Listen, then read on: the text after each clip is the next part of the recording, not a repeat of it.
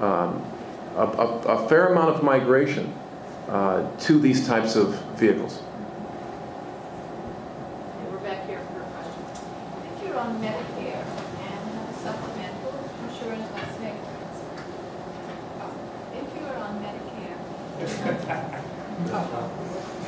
you're on Medicare and you have a supplemental, let's say like Blue Cross Blue Shield, will there be changes in that supplemental policy, or will it still stay the same? No, there shouldn't be. This is really about pre-Medicare.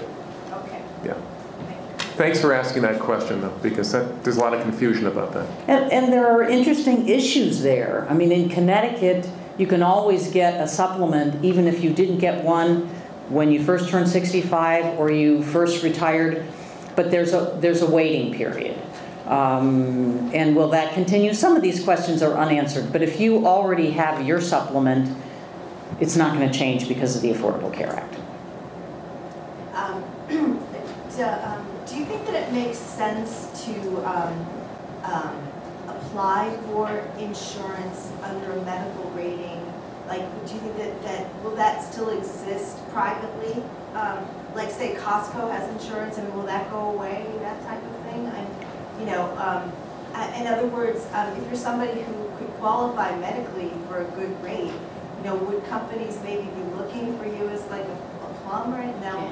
Well, for the reasons that some of the other members of the audience gave far more eloquently than we, that's going away.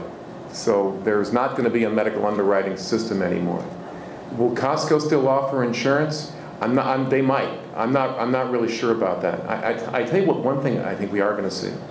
We're going to see, I think, the beginning of more minute clinics offered by firms like CVS and others that are going to take advantage of a new population of the insured.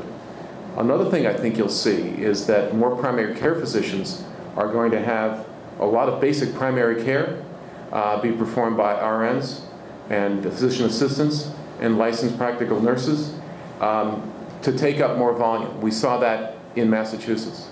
And sometimes they do a better job than the primary care doctor. I've got actually two questions. I'm a small employer, and we really want to offer insurance and had put a plan in place about 8 years ago. Now we're finding that not only the premiums have gone through the roof, or we're having difficulty paying for them, but the employees don't want to take the insurance because they can't afford to even pay half of it. So we're hopeful of being able to utilize, as an employer, can we go onto the exchange and try to buy a group plan for our employees? And then my second question is regarding where one goes. We're trying to run a business. We're not insurance experts. I'm feeling completely overwhelmed trying to find what information this is all about and how to find a good plan and where we go. And then also I've got an aging mother, an 84-year-old, that I'm looking for some sort of consultant to help me straighten out what the Medicare additional supplemental stuff is. Where does one go to find consultants to help, such as you guys, that have this kind of information and can tell us where to go?